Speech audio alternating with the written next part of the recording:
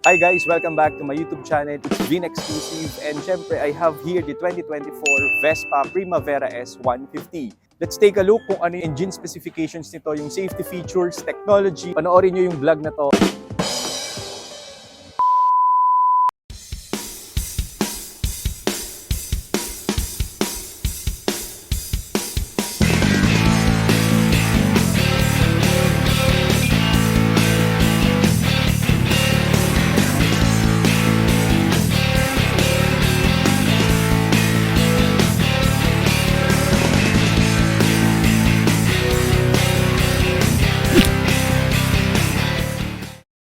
Ayun, so syempre palibutan muna natin itong Vespa. Color niya is color green. Green lang talaga yung tawag. And then later on, check natin yung engine sound. And then check natin lahat ng pwede nating i-check dito. And initially, nilaunch tong gantong klase ng motor noong 1968. And then Italian Mark has recently brought the updated Vespa Primavera. Meron na rin siyang iGet sa engine niya, in which I'll discuss that to everyone later on. Dito sa front fascia, ang headlight ay LED na. Meron din siyang daytime running light on both sides na nag-turn din siya into signal light. So later i-check natin. And then meron siyang logo dito na Piaggio. So very Italian style. And then Vespa na badge sa may gilid. Meron din siyang blue accent dito sa lower part na nakakadagdag ng pogi points. Meron din tayong color black design dito sa may front part ng gulong, sa may fender. This one is both analog and then sa lower part, digital. So later on, pakita natin. Tapos may dalawang side mirror na chrome. May chrome accent din dito sa mga button niya. Sa signal light, sa horn, ganun din sa kabilang side. On and off. And then we have different modes na pag pinrest mo, syempre dito yung lalabas sa ating digital gauge cluster or sa digital odometer. And meron din siyang for safety purposes yung color red na pag naka-off, kahit anong pilit mong i-on, hindi siya mag-on. Bandang lower part, we have here yung parang mini button para ma-open itong upuan. And then yung key natin para mabuksan ito, so we need to press. So gawin natin, sample. Ayun. So this one is the mini compartment. Meron tayo ditong lagayan ng mga bottled water, in can, and then sa may lower part have the USB for charging purposes or anything na pwede natin gamitin si USB. Initially, pag hindi mo siya kabisadong gamitin, parang hindi mo alam paano mo bubuksan, kung ipe-press mo ba to or what not. Pero nakita ko and na-check ko is push mo lang siya and then it will open naman na. Ayun. Meron din tayo ditong badge ni S150 dito sa ating footrest. Ma-design, maporma din tong footrest. And we have here the accent na parang stripe na rubber. And then this one, yung nakalagay din na Vespa. Ewan ko lang kung masyadong hindi readable. And then footrest sa angkas is kasama talaga sa body. Hindi siya yung natutupi. May stand din tayo dito for safety purposes, including yung ating center stand. And then we have the engine, have the Italian Green Experience Technology or the iGet, which means the Primavera 150 gets a new engine with 3 valves per cylinder, electronic fuel injection na rin, and air cooling for improved fuel consumption and enhanced performance. It's now a Euro 4 compliant.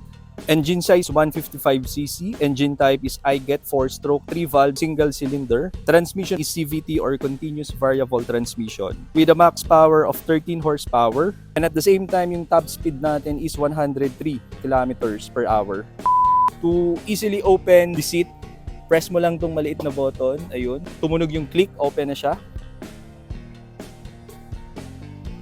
Ayan. So, very spacious kasi helmet, kasyang-kasya dito sa compartment. And then we also have here the gas tank. Sa fuel type natin, this is gasoline and fuel capacity is 7 liters. And you can also see yung seat natin ay leather. Tayo ditong parang hawakan na color black and sobrang smooth niyang hawakan. And nagko-complement talaga yung color ng hawakan ng upuan dito sa stitching natin na color green. And then this one is LED na rin, pati yung back turning signal light. Kabitan syempre ng plaka and reflector light. Dito naman sa may exhaust niya, itong parang chrome accent and with badge ng Primavera na may accent tayo dito ng color light blue yata to, yellow, and then blue.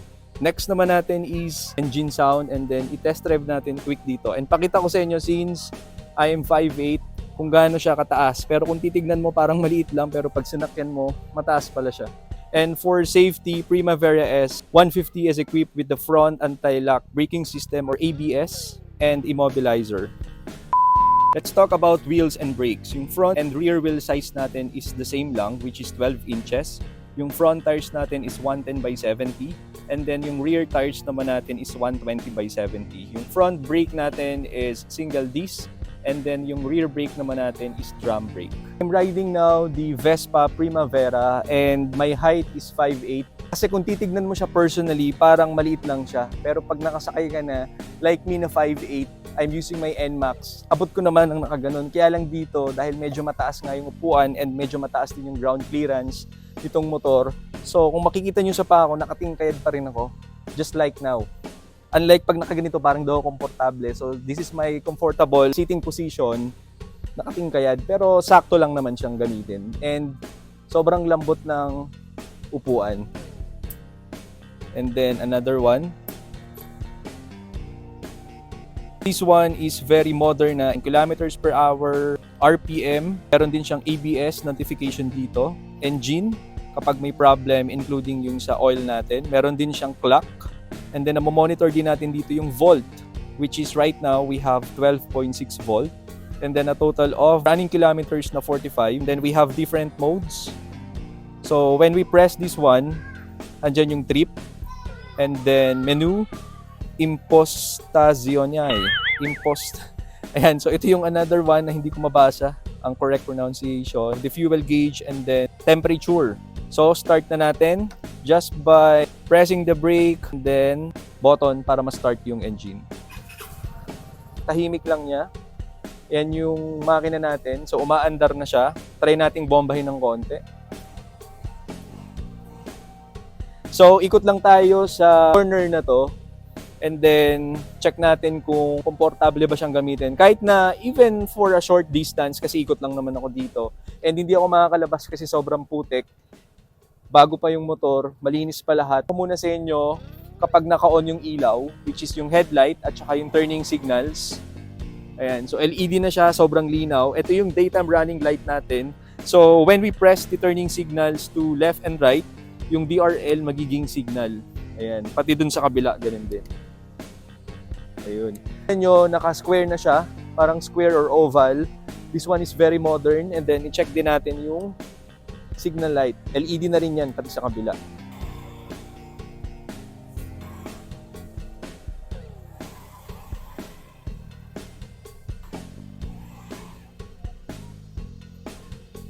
So, I noticed na napakatahimik ng makina and konting ganun mo lang, yung torque talagang mararamdaman mo and sobrang komportableng gamitin. So, at the same time, so syempre meron tayong malambot na leather seats, Primavera S150.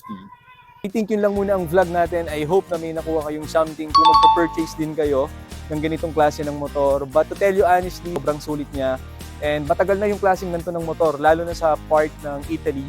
So, if you would like to consider buying this one, nasa market ngayon, parang nag-range siya so more than 200,000 in peso. And this one naman ay sobrang reliable, sobrang safe din gamitin sa daan, and sobrang komportable. And of course, thank you so much for watching. See you on the next one. And once again, please don't forget to click like, share, and most especially subscribe. And don't forget to hit that notification bell para lagi po kayong updated sa mga vlogs na gagawin ko. And syempre, please don't forget to follow me on TikTok at Vindevera920. Nagkita-kita tayo ulit sa susunod kong vlog. Bye!